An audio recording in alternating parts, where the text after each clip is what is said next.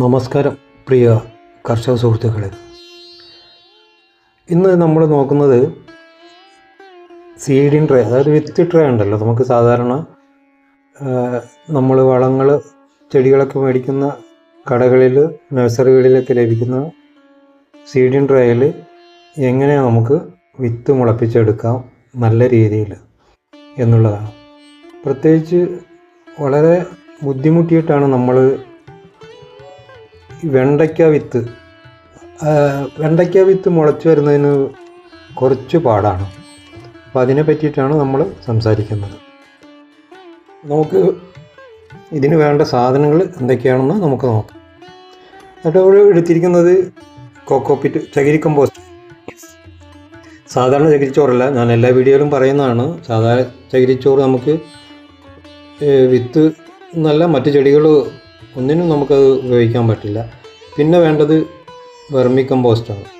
കുറച്ച് vermi compost എടുത്തിട്ടുണ്ട്. പിന്നെ സാധാ മണലുമാണ് എടുത്തിരിക്കുന്നത്. ഈ ഇത്രയും 3 സാധനങ്ങൾ മാത്രം മതി. ഇത് നമ്മൾ തുല്യ അളവിൽ എടുത്തിട്ട് നന്നായിട്ട് മിക്സ് ചെയ്യുക. വെർമി കമ്പോസ്റ്റ്, അതേപോലെ ചകിരിച്ചോറ് കമ്പോസ്റ്റ്, പിന്നെ മണലും. ഇത്രയും സാധനങ്ങൾ നമുക്ക് മതി. വേറെ മറ്റു കൂടുതൽ വളങ്ങളൊന്നും നമുക്ക് ചേർത്ത് കൊടുക്കാൻ പറ്റില്ല ഈ പരുവത്തിൽ. അപ്പോൾ ഇത് നന്നായിട്ട് മിക്സ് ചെയ്ത് കഴിഞ്ഞതിന് ശേഷം ഇത് ഈ പരുവത്തിലിരിക്കും. ഇതിന് ശേഷമാണ് നമ്മൾ ട്രേ ഫില്ല് ചെയ്യേണ്ടത്. അപ്പോൾ ട്രേ ഫില്ല് ചെയ്യുമ്പോൾ ഒരു കാര്യം കൂടി പ്രത്യേകം ശ്രദ്ധിക്കേണ്ടതുണ്ട്. നമ്മൾ മേടിക്കുന്ന ട്രേയിൽ വലിയ പ്രശ്നം വരില്ല. നമ്മൾ ചെടികൾ ആദ്യം വിത്ത് മുളപ്പിച്ച ട്രേകളൊക്കെ ആണെന്നുണ്ടെങ്കിൽ അതിലൊന്ന് സാനിറ്റൈസ് ചെയ്ത് ഒന്ന് ശുദ്ധീകരിക്കുന്നതല്ല. അപ്പോൾ സാനിറ്ററി ചെയ്തതിന് ശേഷം കുറച്ച് സമയം വെച്ച് കഴിഞ്ഞാൽ അതേപോലെ നമ്മളത് ഫില്ല് ചെയ്യരുത്. അത് ഫില്ല് ചെയ്ത് കഴിഞ്ഞാൽ നമുക്ക് ബുദ്ധിമുട്ടുണ്ടാകും. ഏകദേശം 1 മണിക്കൂർ കഴിഞ്ഞതിന് ശേഷം തുടച്ചതിന് ശേഷം നമ്മൾ ഈ മിക്സാണ് നമ്മളിതിൽ ഫില്ല് ചെയ്യുന്നത്. ഈ മിക്സ് ഫില്ല് ചെയ്യുമ്പോൾ നമ്മൾ ശ്രദ്ധിക്കേണ്ട കാര്യം എന്ന് പറഞ്ഞാൽ ഒരിക്കലും ഇതിങ്ങനെ പ്രസ് ചെയ്ത് ചെയ്യാൻ പാടില്ല. ഇത് നമ്മൾ ചെയ്യേണ്ടത് ഇങ്ങനെ വെറുതെ വാരിയിട്ട് കൊടുത്താൽ മതി. വാരിയിട്ട് കൊടുത്തതിന് ശേഷം എല്ലാ കള്ളികളും ഈ ഹോളുകളും ഫില്ലായതിനു ശേഷം ഇങ്ങനെ കൈവച്ച് വടിച്ചെടുക്കാൻ മാത്രം മതി.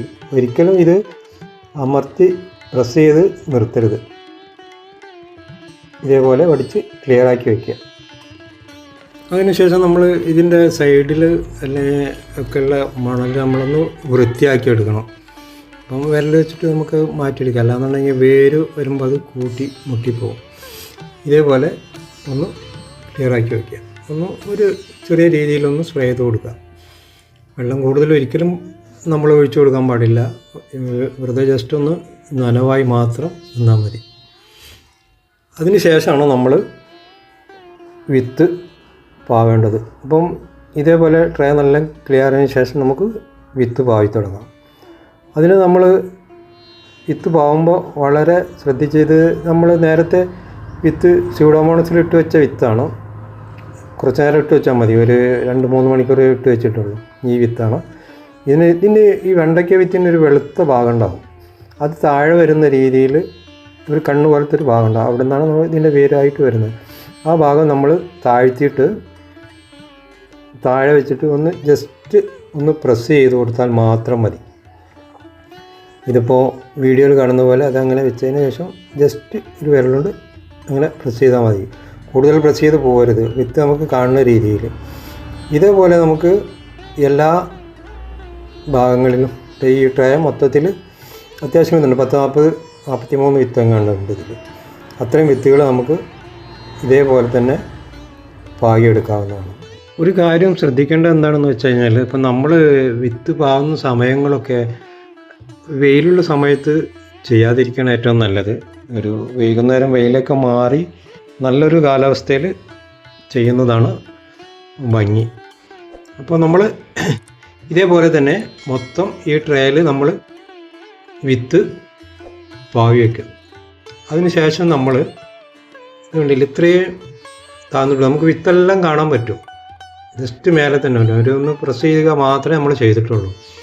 കൂടുതൽ ആഴത്തിൽ പോയി കഴിഞ്ഞാൽ വിത്ത് മുളയ്ക്കാൻ താമസം ഉണ്ടാവും. അതുകൊണ്ടാണ് പറയുന്നത് കൂടുതൽ ആഴത്തിൽ ഒരിക്കലും ചെയ്യാൻ പാടില്ല.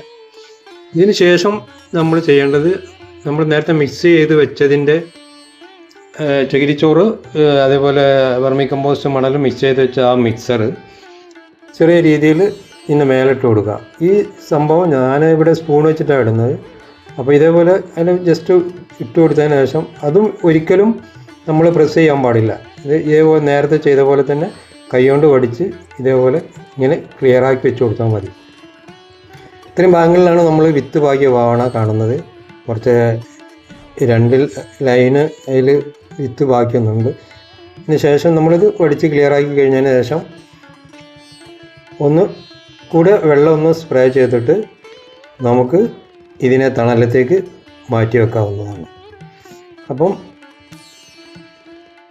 വീടിനോട് ചേർന്നുള്ള തണലുള്ള ഭാഗം, അതായത് ഈ നമ്മൾ സൺസൈഡിൻ്റെ ഒക്കെ താഴ്ഭാഗത്ത് നോക്കിയിട്ട് നല്ലൊരു സ്ഥലത്ത് വയ്ക്കുക. ഇത് അവിടെ കാണുന്നത് നേരത്തെ മുളപ്പിച്ച തൈകളാണത്. അതിനെ ഞാൻ പറിച്ച് നമ്മൾ ഡിസ്പോസിബിൾ ഗ്ലാസ്സിലേക്ക് മാറ്റി വെച്ചതാണ്. കുറച്ചും കൂടി വലുതായതിനു ശേഷം നമുക്ക് തറയിലോ ഗ്രോ ബാഗിലോ മാറ്റി വെക്കാവുന്നതാണ്.